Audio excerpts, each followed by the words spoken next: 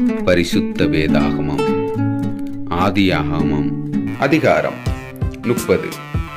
ராக்கேல் தான் யாக்கோபுக்கு பிள்ளைகளை பெறாததைக் கண்டு தன் சகோதரியின் மேல் பொறாமை கொண்டு யாக்கோபை நோக்கி, எனக்கு பிள்ளையை கொடும், இல்லாவிட்டால் நான் சாகிறேன் என்றாள். அப்பொழுது யாக்கோபு ராக்கோலின் மேல் கோபம் கொண்டு, தேவன் அல்லவோ உன் கற்பத்தை அடைத்திருக்கிறார், நான் தேவனோ என்றான். அப்பொழுது அவள், இதோ என் வேலைக்காரியாகிய பில்காள் இருக்கிறாளே, அவள் என் மடிக்கு பிள்ளைகளை பெறவும் அவளாலாகிலும் என் வீடு கட்டப்படவும் அவளிடத்தில் சேரும் என்று சொல்லி அவனுக்கு தன் வேலைக்காரியாகிய பில்காளை மனைவியாக கொடுத்தாள். அப்படியே யாக்கோபு அவளை சேர்ந்தான். பில்காள் கர்ப்பவதியாகி யாக்கோபுக்கு ஒரு குமாரனை பெற்றாள்.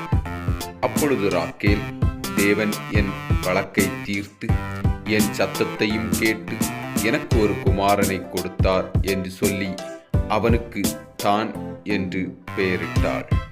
மறுபடியும் ராக்கேலின் வேலைக்காரியாகிய பில்காள் கர்ப்பவதியாகி யாக்கோபுக்கு 2ஆம் குமாரனை பெற்றாள். அப்பொழுது ராக்கேல், நான் மகா போராட்டமாய் என் சகோதரியோடே போராடி மேற்கொண்டேன் என்று சொல்லி அவனுக்கு நப்தலி என்று பெயரிட்டாள். லோயாள் தான் பிள்ளை பெறுகிறது நின்று போனதைக் கண்டு தன் வேலைக்காரியாகிய சில்பாளை அழைத்து அவளை யாக்கோபுக்கு மனைவியாக கொடுத்தாள். லோயாளின் வேலைக்காரியாகிய சில்பாள் யாக்கோபுக்கு ஒரு குமாரனை பெற்றாள். அப்பொழுது லோயாள் ஏராளமாகிறது என்று சொல்லி அவனுக்கு காத் என்று பெயரிட்டாள். பின்பு லோயாளின் வேலைக்காரியாகிய சில்பாள் யாக்கோபுக்கு 2ஆம் குமாரனை பெற்றாள். அப்பொழுது லோயாள், நான் பாக்கியவதி, ஸ்திரீகள் என்னை பாக்கியவதி என்பார்கள் என்று சொல்லி அவனுக்கு ஆசேர் என்று பெயரிட்டாள். கோதுமை அறுப்பு நாட்களிலே ரூபன் வயல்வெளியிலே போய் தூதபீ கனிகளை கண்டெடுத்து அவைகளை கொண்டு வந்து தன் தாயாகிய லோயாளிடம் கொடுத்தான். அப்பொழுது ராக்கேல் லோயாளை நோக்கி, உன் குமாரனுடைய துதாயிம் கனியில் எனக்கும் கொஞ்சம் தா என்றாள். அதற்கு அவள், நீ என் புருஷனை எடுத்துக்கொண்டது அற்பகாரியமா? என் குமாரனுடைய துதாயின் கனிகளையும் எடுத்துக்கொள்ள வேண்டுமோ என்றாள். அதற்கு ராக்கேல், உன் குமாரனுடைய துதாயின் கனிகளுக்கு ஈடாக இன்றிரவு அவர் உன்னோடே சயனிக்கட்டும் என்றாள். சாயங்காலத்தில் யாக்கோபு வெளியிலிருந்து வருகையில் லோயாள் புறப்பட்டு அவனுக்கு எதிர்கொண்டு போய், என் குமாரனுடைய துதாயின் கனிகளால் உம்மை கண்டேன், ஆகையால் நீர் என்னிடத்தில் வரவேண்டும் என்றாள். அவன் அன்று இரவு அவளோடே சயனித்தான்.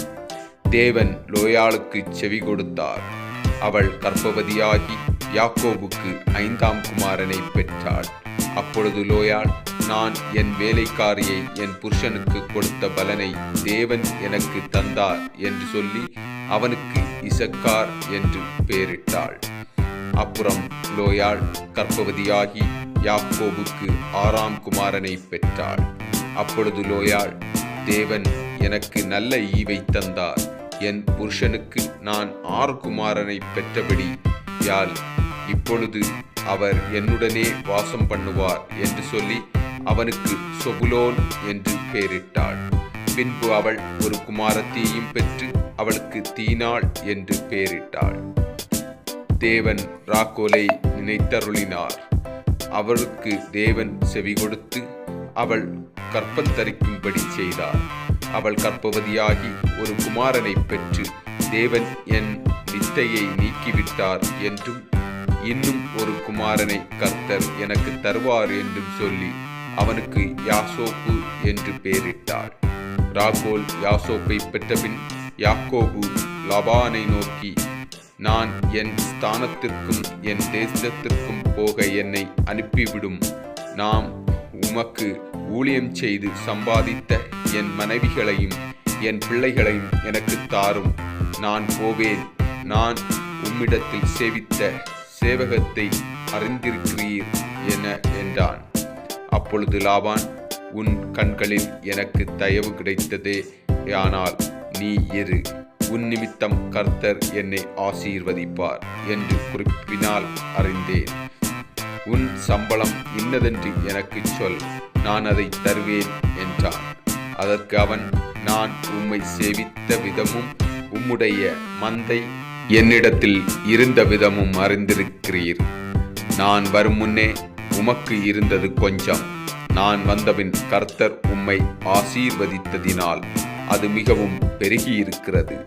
இனி நான் என் குடும்பத்துக்கு சம்பாத்தியம் பண்ணுவது எப்பொழுது என்றார். அதற்கு அவன், நான் உனக்கு என்ன தர வேண்டும் என்றான். யாக்கோபு, நீர் எனக்கு ஒன்றும் தர வேண்டியதில்லை, நான் சொல்லுகிறபடி நீர் எனக்கு செய்தால் உம்முடைய மந்தையை திருப்ப மேய்த்து காப்பேன். நான் இன்றைக்கு போய் உம்முடைய மந்தைகளையெல்லாம் பார்வையிட்டு அவைகளில் புள்ளியும் வரியும் கருப்பும் உள்ள செம்மறியாடுகளையும் வரியும் புள்ளியும் உள்ள வெள்ளாடுகளையும் பிரித்து விடுகிறேன். அப்படிப்பட்டவை இனி எனக்கு சம்பளமாயிருக்கட்டும். அப்படியே இனிமேல் என் சம்பளமாகிய இவற்றை நீர் பார்வையிடும் போது என் நீதி விளங்கும். புள்ளியும் வரியும் இல்லாத வெள்ளாடுகளும் கருப்பான செம்மறியாடுகளும் என் வசத்தில் இருந்தால் அவையெல்லாம் என்னால் திருடிக் கொள்ளப்பட்டவைகளாய் எண்ணப்பட்டும் என்றான். அதற்கு லாபான், நீ சொன்னபடியே ஆகட்டும் என்று சொல்லி அந்நாளிலே கலப்பு நிறமும் வரியும் உள்ள வெள்ளாட்டுக் கடாக்களையும் புள்ளியும் வரியும் உள்ள வெள்ளாடுகளை யாவையும் சற்று வெண்மையும் கருமையும் உள்ள செம்மறியாடுகள் யாவையும் பிரித்து தன் குமாரனிடத்தில் ஒப்புவித்து தனக்கும் யாக்கோபுக்கும் இடையிலே 3 நாள் பிரயாண தூரத்தில் இருக்கும்படி வைத்தான். லாபானுடைய மற்ற ஆடுகளை யாக்கோபு மேய்த்தான். பின்பு யாக்கோபு பச்சையாயிருக்கிற புன்னை, வாதுமை, அர்மோன் என்னும் மரங்களின் கொம்புகளை வெட்டி இடையிடையே வெண்மை தோன்றும்படி பட்டையை உரித்து தான் உரித்த கொம்புகளை ஆடுகள் தண்ணீர் குடித்து வரும் கால்வாய்களிலும் தொட்டிகளிலும் ஆடுகளுக்கு எதிராக போட்டு வைப்பேன். ஆடுகள் தண்ணீர் குடிக்க வரும்போது பொலிவதுண்டு. ஆடுகள் அந்த கொம்புகளுக்கு முன்பாக பொலிந்தபடியினால் அவைகள் கலப்பு நிறமுள்ளதும் புள்ளி உள்ளதும் வரி உள்ளதுமான குட்டிகளை போட்டது. அந்த ஆட்டுக்குட்டிகளை யாக்கோபு பிரித்து கொண்டு ஆடுகளை லாபானுடைய மந்தையில் இருக்கும் கலப்பு நிற மானவைகளுக்கும் கருப்பானவைகளெல்லாவற்றிற்கும் எதிராக நிறுத்தி தன் ஆடுகளை லாபானுடைய மந்தையோடே சேர்க்காமல் தனிப்புறமாக வைத்துக் கொள்வான். பலத்த ஆடுகள் பொலியும் போது அந்த கொம்புகளுக்கு எதிரே பொலியும்படியும் யாக்கோபு அவைகளை அந்த ஆடுகளின் கண்களுக்கு முன்பாக கால்வாய்களிலே போட்டு வைப்பான். பலவீனமான ஆடுகள் பொலியும் போது அவைகளை போடாமல் இருப்பான். இதனால் பலவீனமானவைகள் லாபானையும் பலமுள்ளவைகள் யாக்கோபையும் சேர்ந்தன. இவ்விதமாய் அந்த புருஷன் மிகவும் விருத்தியடைந்து திரளான ஆடுகளும் வேலைக்காரிகளும் வேலைக்காரரும் ஒட்டகங்களும் கழுதைகளும் உடையவனானான்.